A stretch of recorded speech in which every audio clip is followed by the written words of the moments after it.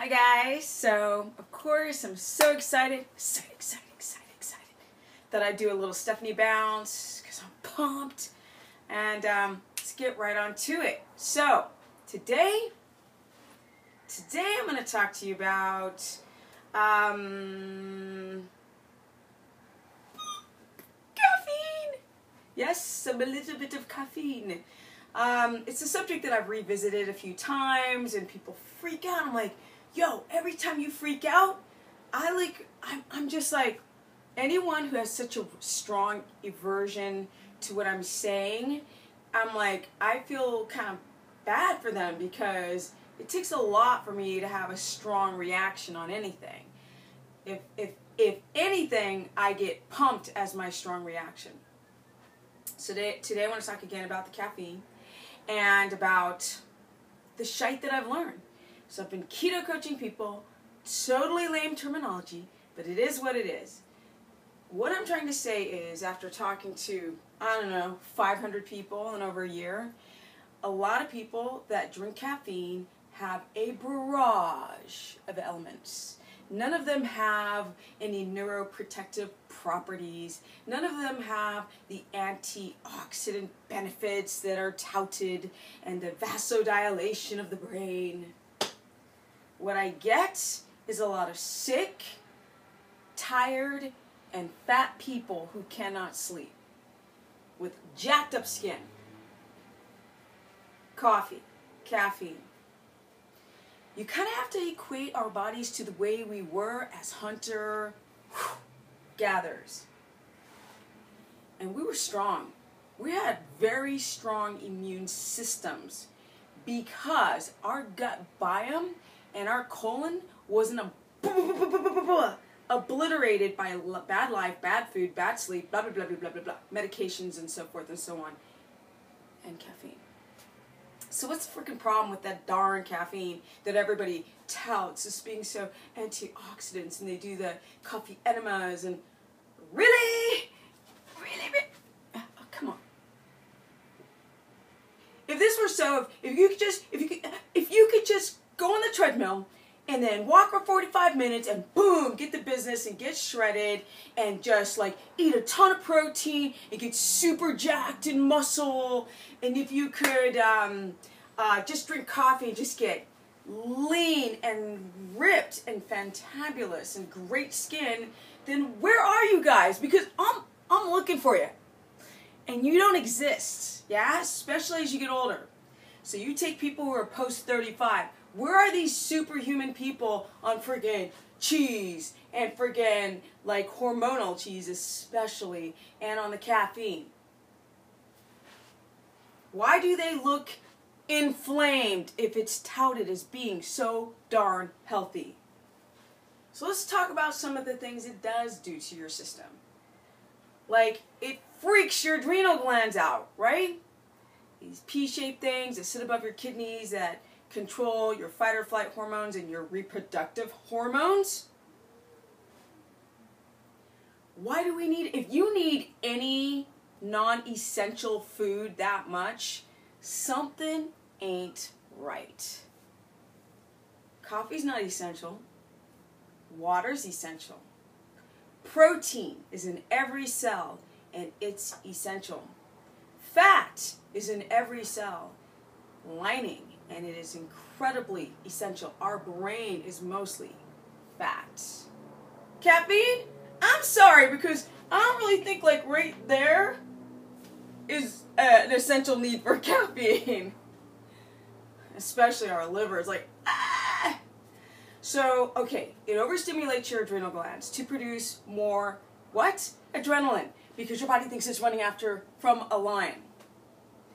Now, that can stay in your system over 6 hours. Should you be running from a lion more than a few minutes, pray tell, before you get to safety or be eaten alive? So now you're being pushed all the time. And your adrenal glands that are producing adrenaline are going to produce cortisol. The cortisol is a steroid hormone and should in actuality take down your inflammation. But pounding from that caffeine, pushing your adrenals to overwork, Now your cortisol becomes your enemy instead of your friend. And your blood sugar spikes, because that's what cortisol does. It raises blood glucose through gluconeogenesis and the breakdown of amino acids. Are you supposed to break down your amino acids all day long? No! Hi guys. I gotta throw a couple in there because I'm just, gotta woosah it back down. Okay, so what else? So it overstimulates your adrenal glands to produce more adrenaline, then more cortisol, then glucose, and then what? Insulin! And what does insulin do? Insulin stores fat. Amongst a few other things, it also gets amino acids into the muscle cell. But do you need to pump bolus, huge amounts of insulin to grow muscle? No, because that would be pre-diabetic. That would be insulin resistant. Yikes! A lot of you fitness bodybuilders out there are developing insulin resistance by forcing too much insulin. That is very caustic and hard to get out of the blood. So with that said, insulin is storing fat. That's what it does, because it's an emergency reaction. It doesn't know that we're living in the modern time where we have food everywhere. Our body makeup, our primal body doesn't know that. It's like, whoa, stress means infection, running from a lion, or starvation. That's what it means. So you start storing. Because we don't need amino acids to survive as much as we need fat. If you take my body, and I'm like in a plane crash, and I'm in the jungle, and I need to survive, why the heck would my body burn body fat and spare the muscle? I don't think so. My body is going to get rid of muscle that it does not need, amino acids through gluconeogenesis, and hold on like a mother to that fat. Because in our fat, we have fat-soluble vitamins from the fat that we eat. If it's healthy fats. From an animal, of course. Okay, I gotta get a little more into it. Here we go. What else does it do besides just jack up your adrenal glands? Well, that messes with your reproductive system. Yes, because your adrenal glands are making your reproductive hormones. So that creates a thing called pregnenolone steal, which robs from pregnenolone, because you have the mothership of cortisol and then pregnenolone. And then DHEA gets robbed, and you cannot get your testosterone levels as a man to the levels that you need, and your estradiol to your testosterone in balance. You know what else it does? It's a freaking diuretic. You know when you drink caffeine or coffee and you're pissing all the time? Well, that's because it's diuretic. And you're pissing out the freaking D3 and the magnesium and the calcium, because all these other minerals jump onto calcium, which is connected to your D, to get into the cell. So now your shite's not getting into the cell, and you wonder why not only are you going through pregnenolone steal, but all of your lovely, lovely hormones and vitamins and minerals and gut biome are going down the toilet. The coffee's also acidic. It's not helping the alkalinity of blood. We are alkaline and we are acidic. Now, if coffee could help the stomach acidity, but I assume that it lowers stomach acidity, we need to have a firewall to keep bacteria from growing out of control, right? Saliva is alkaline so you don't burn your tongue, but our vaginas and our bungholeness is slightly acidic because we've got bacteria up in there. Our stomach must be incredibly acidic, but a lot of you guys, you have downregulated stomach HCl levels, which then makes you have undigested food in your gut, and you're wondering why you're bloaty and gassy and constipated. But back to that fight or flight mode, because if your adrenal glands are overstimulated and then it's messing with your sex hormones, and women, you have a hard time having a baby, infertility, you're PMSing, and men, your T levels are low. But what, pray tell, will too much cortisol do? Put your body in an inflammatory state. That's not good. What else? Because there's more. So, cortisol response, stressed out, things fire and wire together in your neocortex.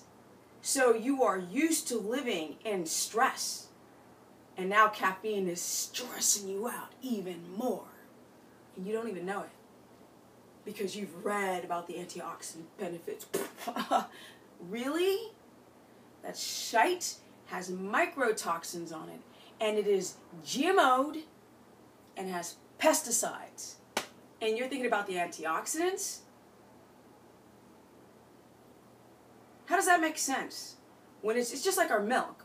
Milk from sick cows that eat corn, and then their meat is freaking rotten, and then they slaughter the cow before it goes to maturity because it's dying from corn toxicity, and then it's got hormones, and then their udders overproduce milk, and then the udders become infected, and they gotta give them antibiotics, which kills your gut biome, and then they blast it with heat to kind of like, fix it. So it can stay on the shelf for a long time. That goopy toxic mess. Is there any calcium or any bacteria healthy? No, it's like the coffee. Once you start putting pesticides on it, once it's genetically modified, and once it's been sitting around and growing microtoxins on it, those antioxidant benefits are no bueno. Domain de bra. Absolutely fabulous. They're not good. Knowledge is power. Doesn't matter that I bounce around. Knowledge is still power. What else? Because there's more. So it's going up to the brain. It's having an excitatory response in the brain that is already exposed to too much glucose and glycation end product of the brain. Not enough fat. Not enough cholesterol.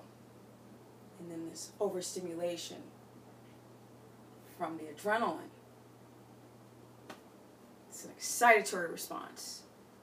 Can create mood disorder because your serotonin takes a hit. And you know what makes melatonin? Serotonin.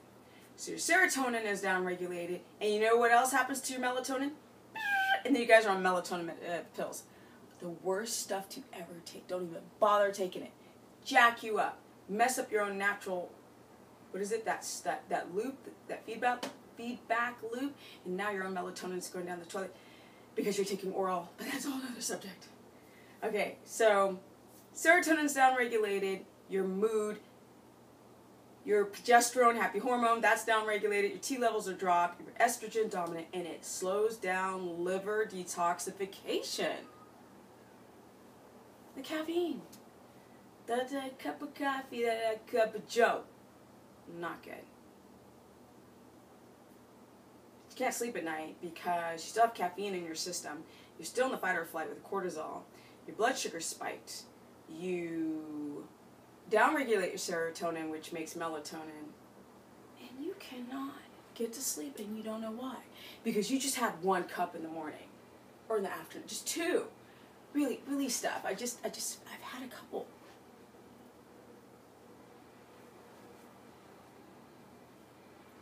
Coffee's garbage.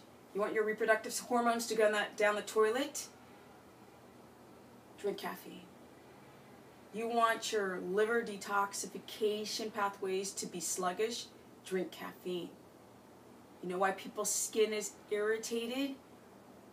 One of the hugest contributions to your jacked up skin that's freaking dehydrated and rashy and acne is that little cup of coffee that you're having each day, that you're having such a hard time stopping to drink. And if you cannot stop drinking anything, or you can't stop eating something, then you might want to look at yourself, because nothing controls me. No environmental thing out there is going to control me, that I can't function without having chocolate or my cheese or my dairy or my caffeine. Because if you can't cut those out, you're going to have a hard time keto adapting. And people say to me, I'm in ketosis. Yeah, you can say you're in ketosis.